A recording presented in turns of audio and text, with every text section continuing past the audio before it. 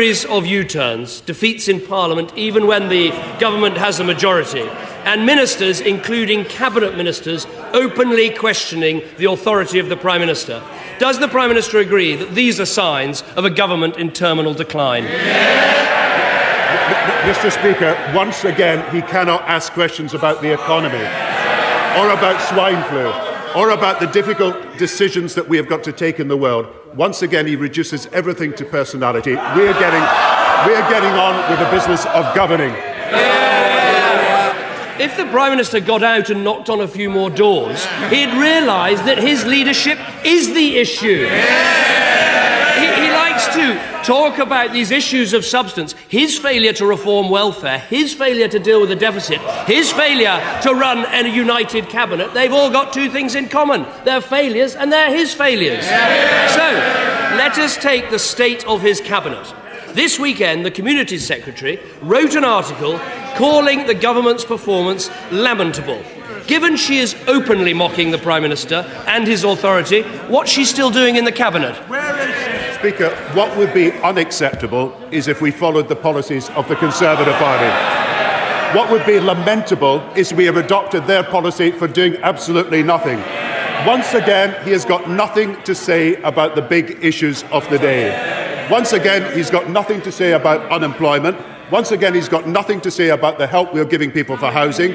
Once again, he's got nothing to say about help with businesses. Talking about U-turns, this is the man who promised to support the government through the economic crisis. And within a few days, he'd abandoned that promise with his U-turn. Community Secretary Hazel Blears, who's standing by the Speaker, nodding in agreement there. The Communities Secretary, she's appeared, I'm glad she's still here. She didn't write an article about the NHS. She didn't write an article about unemployment. She didn't write an article about the recession. She wrote an article about his leadership and his failure of authority. Let me just read out what she said. YouTube if you want to. How much more mocking can you get than that? All too often we announce 5-year plans or launch new documents, often with colossal price tags that are received by the public with incredulity at best and hostility at worst.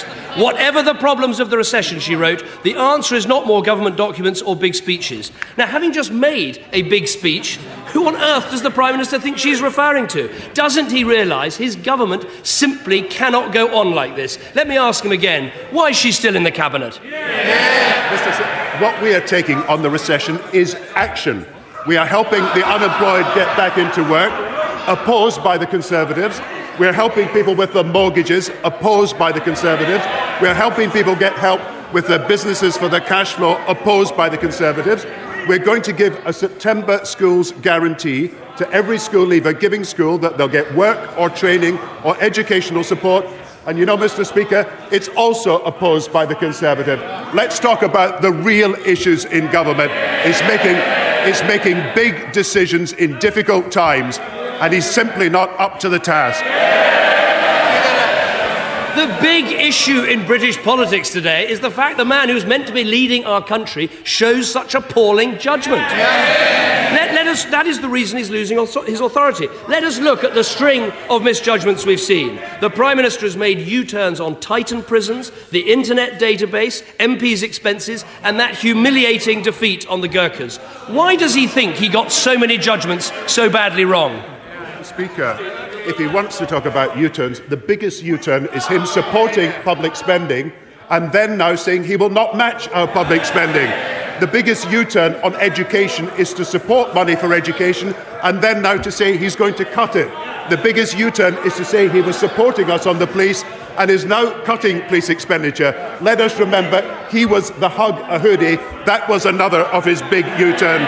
Mr. Speaker, compassionate conservatism, it's gone, gone and gone.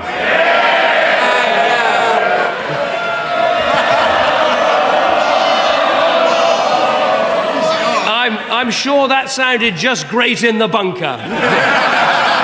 While the mobile phones were flying and the printers were flying around the room. The biggest U-turn of all is the Prime Minister who fought the last election accusing us of £35 billion of spending cuts, on his own arithmetic has cut £85 billion off his own spending.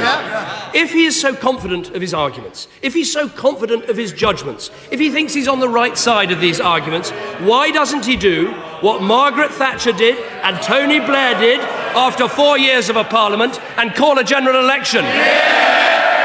Mr. Speaker, the reason I am confident about what we're doing is there's nobody in the world supporting the policies of his party. Go to America, go to Germany, go to France, go to Italy. He's got no supporters in Europe because he's completely isolated, because he wants to cut spending during a recession, and everybody else recognises you cannot cut your way out of recession. You've got to invest your way out of recession.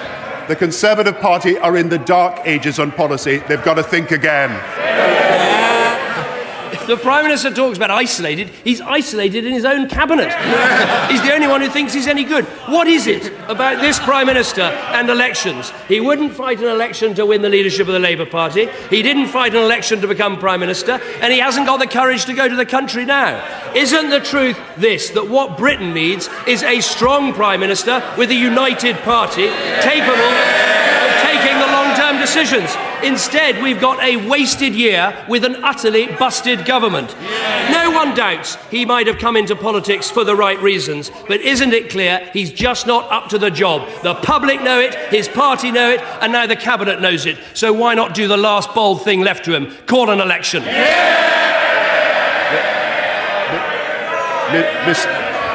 Mr. Speaker, I've listened to his 6 questions and not one of them has been about policy. He's never raised the cause of the unemployed in Britain once. He's not mentioned mortgage holders and homeowners once. He's not mentioned small businesses once. He's not mentioned the state of the economy and what we can do to improve it once. He's not mentioned the public services once. He's not mentioned health and education once. He's completely out of his depth when it comes to the big issues in the country.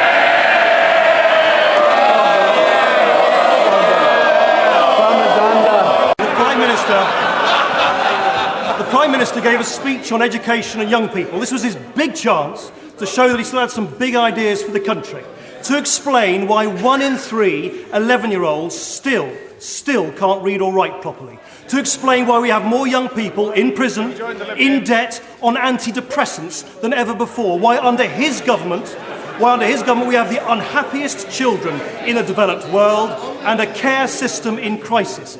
So how is a bit of tinkering with the school's complaints procedure going to fix any of that? Mr. Speaker, let's deal with his first point about children and reading. There are far more and a far higher percentage of children able to read and write at 11 as a result of the decisions that we've taken as a government. There are 30,000 children now getting personal tuition to be able to read. Another 30,000 are getting personal tuition to be able to write. No government has invested more in reading, literacy and counting for children. And we have doubled the expenditure we have made on the education of every child over these last 10 years. Now, of course, there is a great deal more to do. And of course, we're worried about instances of children in care where there has to be reform. But we have doubled the investment in education over 10 years. It couldn't have happened under a Liberal or Conservative government. Speaker, there comes a point when stubbornness isn't leadership, it's stupidity. Well, at least I say it to his face. At least I say it to his face. You say it behind his back. Yeah. Because under this government for the last 12 years, this government has vilified and criminalised young people, abandoned a whole generation, and all he can do is spin a vacuous speech to keep his own party off his own back. Isn't it now obvious that this Prime Minister doesn't really care about what's right for the country? All he really cares about is saving his own skin. Mr. Speaker, I'm sorry he prepares his answer to the second question before he gets the answer from my question. The truth is that we are doing more to help children realise their potential than ever before. Sure Start did not exist until there was a Labour government. Nursery education to 3 did not exist until there was a Labour government. All the programmes that have doubled expenditure and raised standards in primary school did not exist until there was a Labour government. And of course we've got more to do, but it would be better if he supported us in doing the right things than he attacked us for what we are doing when we are doing the right things. Kevin Barron.